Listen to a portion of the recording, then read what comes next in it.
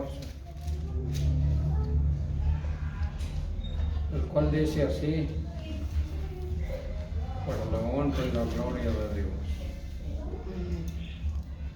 enseñándonos que renunciando a la impiedad y a los deseos mundanos, vivamos en este siglo sobria y justa y piadosamente, aguardando la esperanza bienaventurada y la manifestación gloriosa de nuestro gran Dios y Salvador Jesucristo, quien se dio a sí mismo por nosotros para redimirnos de toda iniquidad y purificar para sí un pueblo propio celoso de buenas obras. Amén.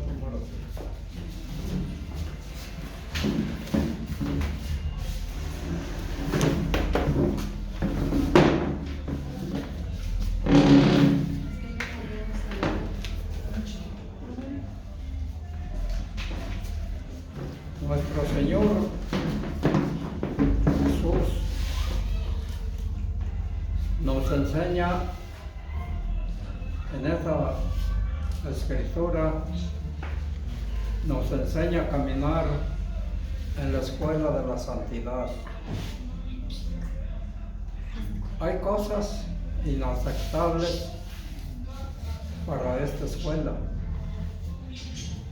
a las cuales debemos aprender a renunciar. La primera es la impiedad y los deseos mundanos. No solo los pecados sexuales, también la codicia por las riquezas, el poder, el placer, la fama o cualquier otra cosa que sea esencialmente mundana. Esa gracia de nuestro Señor Jesús nos imparte, nos educa para renunciar a un pasado pecaminoso, para decir no a la impiedad, a la falta de reverencia, al amor, y el amor de Dios hace que los hombres se entreguen a las pasiones. Que no tiene este amor de Dios, hace que los hombres se entreguen a toda clase de pasiones y concupiscencias mundanas. No son propias para el que quiere ser un verdadero cristiano. ¿Cuál es el ofrecimiento del mundo? Este es el ofrecimiento para hombres y mujeres mundanas y mundanos, para los carnales, para los seguidores de ídolos que quieren vivir de las algarrobas que se les dan a los cerdos y desprecian la gracia de nuestro Señor y Salvador Jesucristo, que murió en la cruz del Calvario para salvar a todos los pecadores del mundo. Lucas 15, 16. Lucas 15 y 15, 16.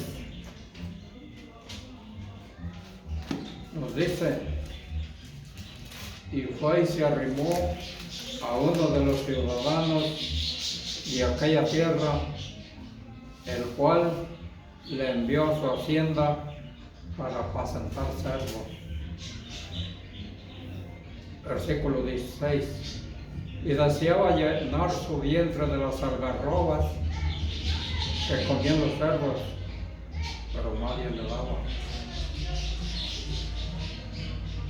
Este joven de la parábola de nuestro Señor Jesús Antes era un hacendado caballero y él disponía y disfrutaba libremente de lo mucho que había en la casa de su padre. Se vio obligado a servir a un amo duro, el cual le envió a sus campos para que apacentase cerdos, no ovejas, sino cerdos, lo más bajo e ignominioso para un judío. Esto es lo que el diablo da a quienes le sirven: provisión para satisfacer sus concupiscencias y convencerles de que no hay nada mejor, cosa que devorar suciedades y gruñir como los cerdos. ¿Cómo es posible el alma, un alma inmortal, almas inmortales que se rebajen a tal forma y que lleguen a codiciar la pitanza de los cerdos y los espíritus selectos no se nutren de basofia? El estado del pecador es la perfecta insatisfacción que deseaba henchir o llenar su vientre de las algarrobas que comían los cerdos, según el versículo 16 que dimos lectura. Un ser racional apetecía el manjar más ordinario de lo más bajo, de los más brutos animales. Desear evidentemente comenzar de los cochinos puercos lo que los pecadores se prometen cuando se alejan de Dios. En lo que desean satisfacerse solo ha de servirles de desilusión. El algarrobo de Palestina era un alimento adecuado para cerdos, pero no para los seres humanos. Aunque de su fruto comían las gentes más menesτερosas, de igual manera las riquezas y diversiones de este mundo pueden agradar al cuerpo, pero ¿de qué sirven a las almas que no tienen precio? Ni se adaptan a su naturaleza, ni satisfacen sus deseos, ni tampoco sus necesidades que ellos puedan tener. Vemos cómo el apóstol Santiago condena el amor desordenado por las cosas materiales, como el adulterio. Dios quiere que le amemos en limpieza de vida. El espíritu mundano es asimismo enemistad contra Dios, puesto que pide cosas contradictorias entre sí. Dios pide santidad, el mundo pide corrupción y demandan una servidumbre total. En cuanto al tiempo, siempre. En cuanto a la dedicación, absoluta. El mundo es el sistema que el hombre ha edificado para sí mismo, su esfuerzo para dar satisfacción a la concupiscencia de los ojos, a la concupiscencia de la carne y a la soberbia de la vida. Como renunciando a lo negativo es no ceder a los excesos. El deseo de más y más es controlar todas las cosas y usarlas para el propósito adecuado. Es controlar el deseo del sexo y usarlo para el matrimonio. Nuestro Señor Jesucristo nos enseña cómo vivir. Nos enseña dos cosas. Nos enseña cómo negar a la impiedad y a los deseos mundanos. Salmo 10, versículo 4 y versículo 5. El malo, por la altivez de su rostro, no busca a Dios. No hay Dios en ninguno de sus pensamientos. Sus caminos son torcidos en todo tiempo. Los juicios los tiene muy lejos de sí, de su vista. A todos sus adversarios desprecia. El pecador, hecho de sí todo pensamiento de Dios, ni le busca, ni piensa en Él. La altivez conduce a la irreligión.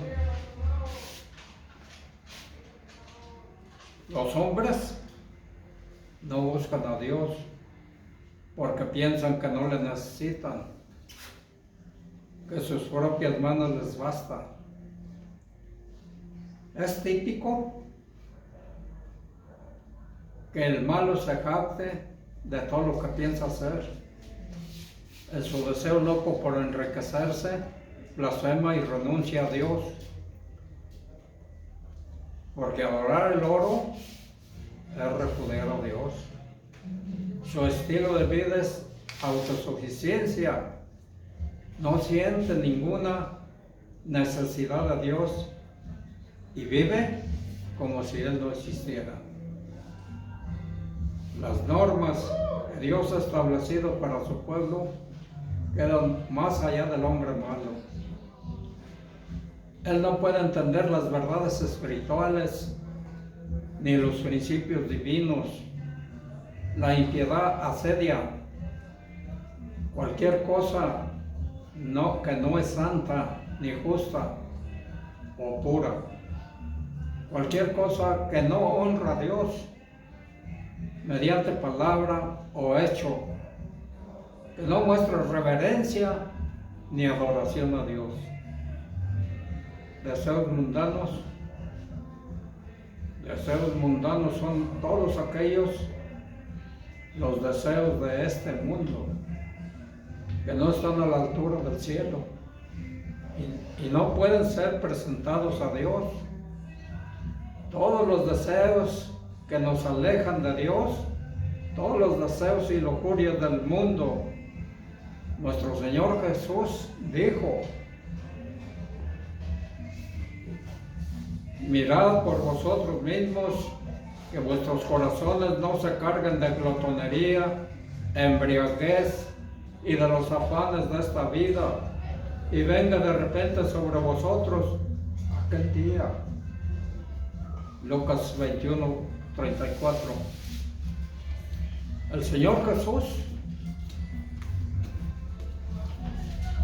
alerta a sus discípulos contra la falsa seguridad y la sensualidad. Esta es una advertencia aplicable a todos los cristianos de todas las épocas. Solo podemos estar seguros cuando estemos a salvo del pecado. En todo tiempo hemos de velar para ello, pero hay tiempos que requieren más, una especial vigilancia.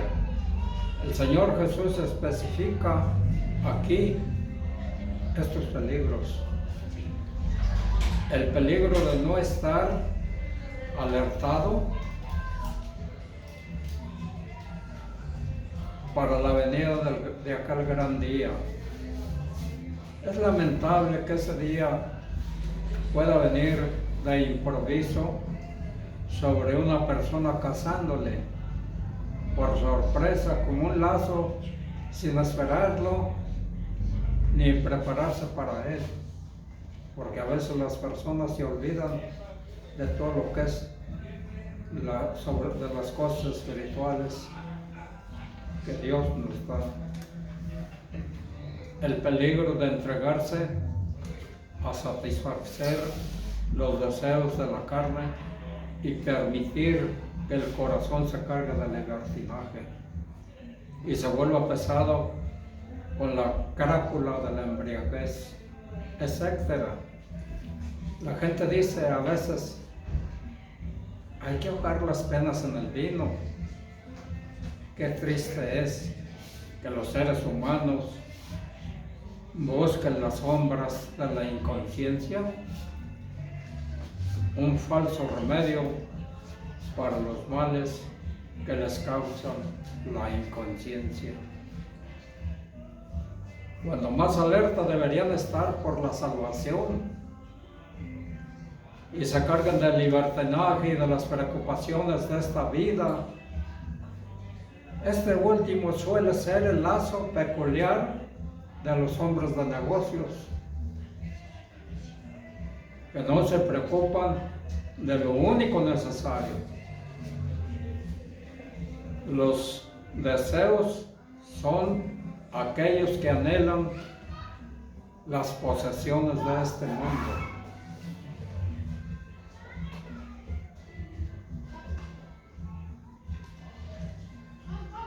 Una escritura dice, velad debidamente y no pequéis, dijo el apóstol Pablo, porque algunos no conocen a Dios. Para vergüenza vuestra hablo.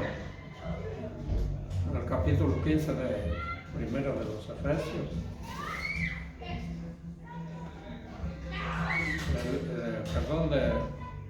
De la primera de los Corintios.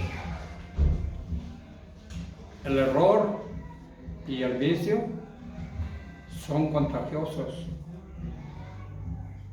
El apóstol San Pablo les alerta a romper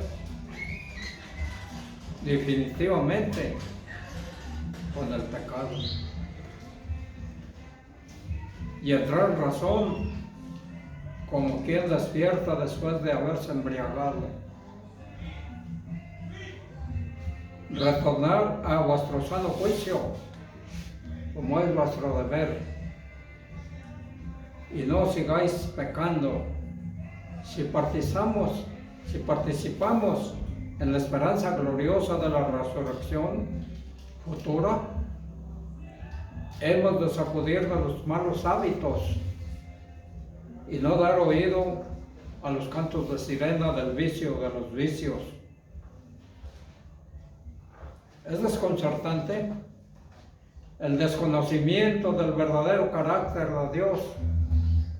Está siempre a la raíz de todo pecado y todo error acerca de las cosas celestiales.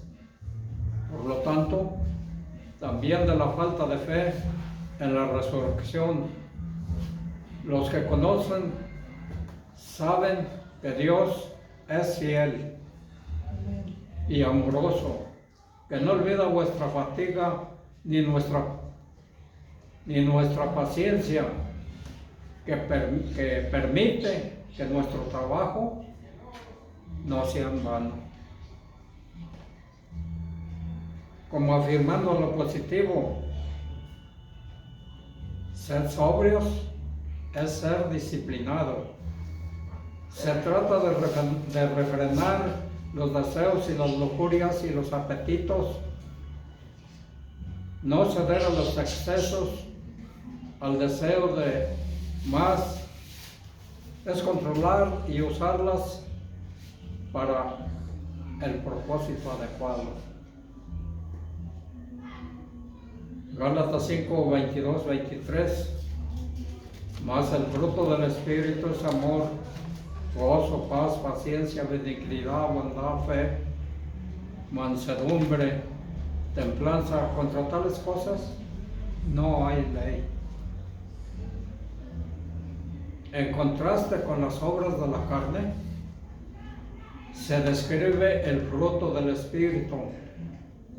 Aquí no hay obra, sino actuación, y nuestro espíritu regenerado, impulsado por el Espíritu Santo, por lo que Pablo lo llama fruto, pura consecuencia del estar en Cristo.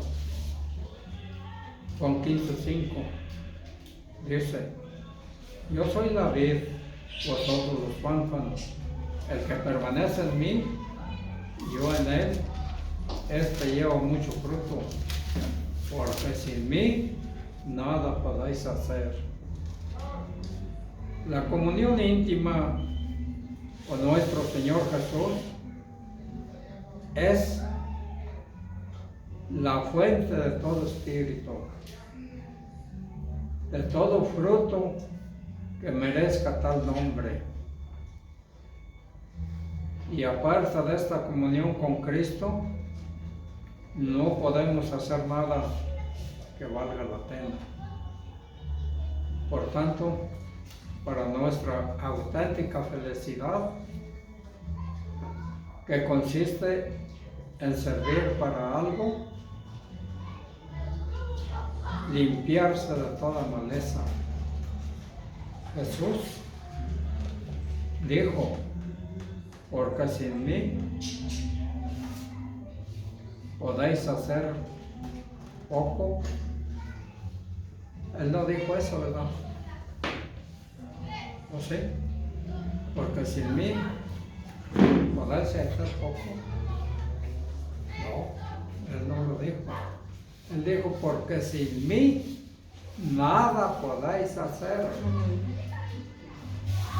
Eso fue lo que él dijo. Entonces, la comunión íntima con nuestro Señor Jesús es la fuente de todo fruto que merezca tal nombre. Y no se puede hacer nada que valga la pena sin Él. Por lo tanto, para nuestra auténtica felicidad, consiste en servir para limpiarse de toda maleza. Y vemos cómo puede hacerse sin el Señor Jesús. No se puede hacer nada. Se añade el que piensa que produce fruto por sí mismo, no está en la vid. El que no está en la vid no está en Cristo. El que no está en Cristo no es cristiano. Y sin la gracia del Señor Jesús, el ser humano no solo no puede hacer nada, sino que no es nada. ¿Cuáles son las consecuencias de no tener comunión con el Señor Jesús? Fíjese lo que Él dijo en Juan 15:6. El que en mí no permanece será echado fuera como pámpano y se secará, y lo recogen y los echan. ¿Dónde? En el fuego y arden, dice. Es echado fuera como sarmiento seco, que es cortado o arrancado para que no inutilice la savia de la vid. Los que no tienen comunión con Jesucristo, poco a poco o mucho a mucho se irán secando y se quedarán sin nada. Habrá incluso un motivo para pensar que nunca fueron verdaderos seguidores de Jesucristo. Tito 2:14.